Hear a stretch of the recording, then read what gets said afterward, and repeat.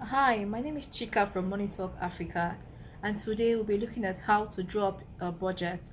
Now, I know the title says how to draw up a budget for beginners, but trust me, it's going to be so practical and straight to the point that even if you're not a beginner, you can use these tips to smash your financial goals this year. Okay, so let's look at a very simple budget.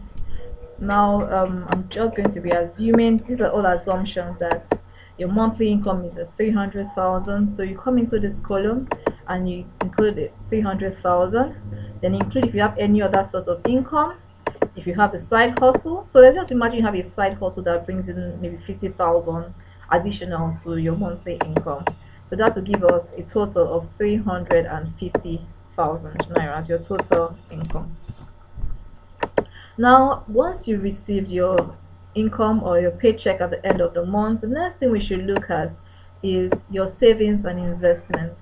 Now, I'll always advise you treat your savings and investment as a compulsory expense, and if possible, set an automatic debit to move it to a high income yielding savings account or investment account, as the case may be. Now you might ask, why do I have these figures here? Now I always advise that you save a minimum of 20% or you deduct a minimum of 20% and allocate it to your savings and investment. So if you allocate 10% of 350,000 naira to your savings, that will be 35,000. Another 10% to your investment account, that will make it a total of 70,000 naira. Now you might say, oh, this is such a stretch. I'm not doing too well in my finances right now, and this may be too much for me. Well, that's not a problem. You can start with 5%, 5% to your savings, 5% to your investments, and that would be just about 10%. Now, you agree with me that it should not be too difficult. Sorry.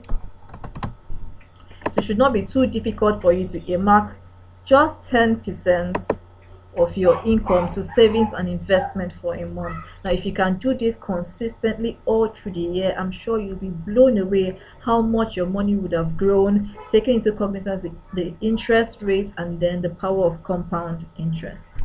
Now, by the time you deduct your savings and investment portion, you come down to your fixed expenses. What are your fixed expenses? Now, I'd like you to take a look at the things that I've earmarked here. Let me broaden them.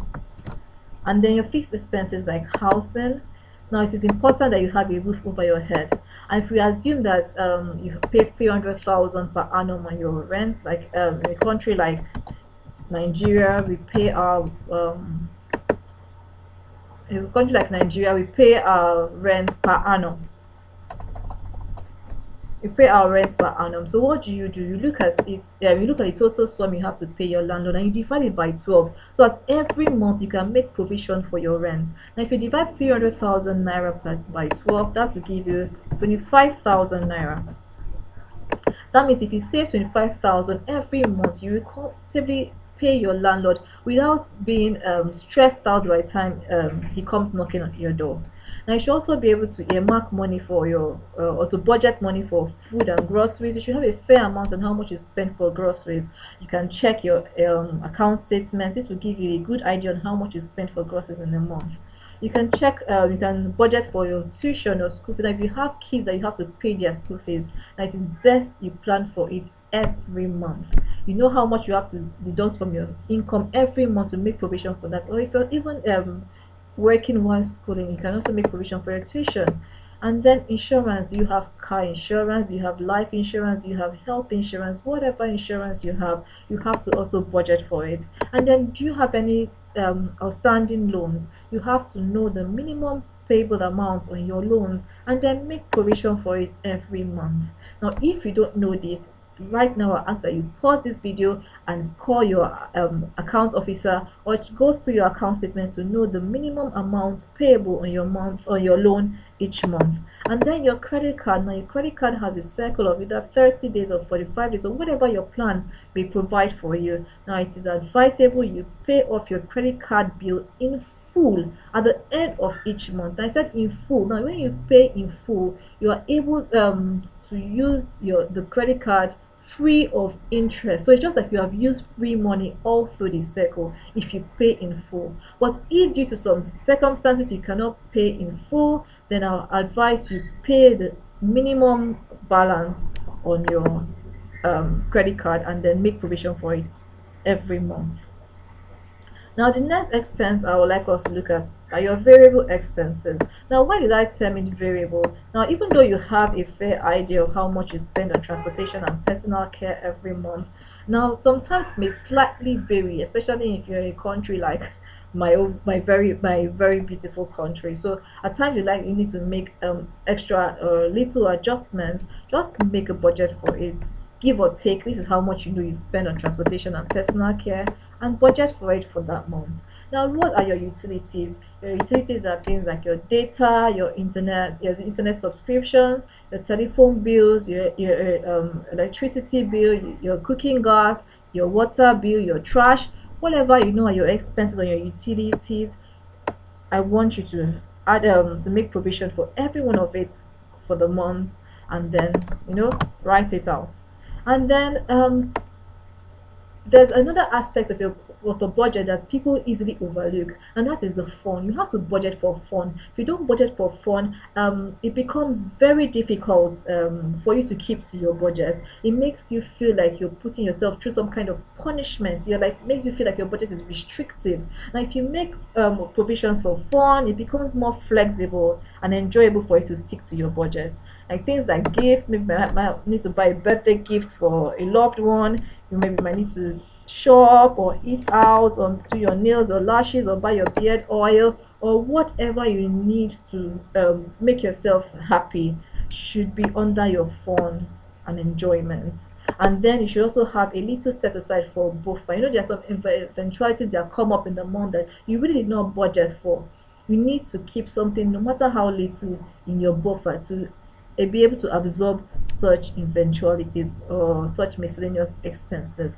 Now, while you budget for all of this, you have to be very realistic, because from the income we have looked at here, we have just 350,000 as our disposable income. And by the time we take out your compulsory, remember I said this is a compulsory expense, if you treat it as a compulsory expense and then automate it,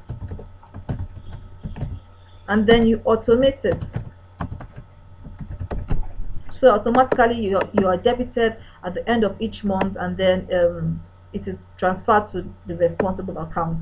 Now, by the time you take out your savings and investment, which is the compulsory expense, and that's your savings and investment portion, you'll be left with 280,000. So whatever expense you might have, be it provision for your buffer, your phone, utilities, variable expense, fixed expense, it should all fit perfectly into the 280,000 naira remaining. Now, if for any reason you are exceeding your budget, you are in the red, then you have to start cutting back from your phone. So you can decide to eliminate either the nail or lashes, or cut down on eating out, eliminate your shopping, cut down on the gifts, whatever it is. But in this order, you try to trim down on your phone. Now, if you trim down on your phone and you find that you are still way above your budget, then you have to look at your utilities next. What do? Can you cut down on your telephone bill? Can you look for cheaper sources to communicate? Maybe you do more of WhatsApp communication or Instagram DM instead of or WhatsApp calls instead of making so much telephone calls. Or will you look at cutting down your data and then use free Wi-Fi sources? Whatever you have to do to remain within your budget, you have to do it. Now, I assure you, if you can keep to this simple budgeting guide, I'm very positive that you would ace your financial goals for 2022. Now, if you have watched this video up to this moment, I'm sure you have enjoyed every bit of it. What are you waiting for? Hit the like button, hit the subscribe button, share, and then come back for more interesting money tips.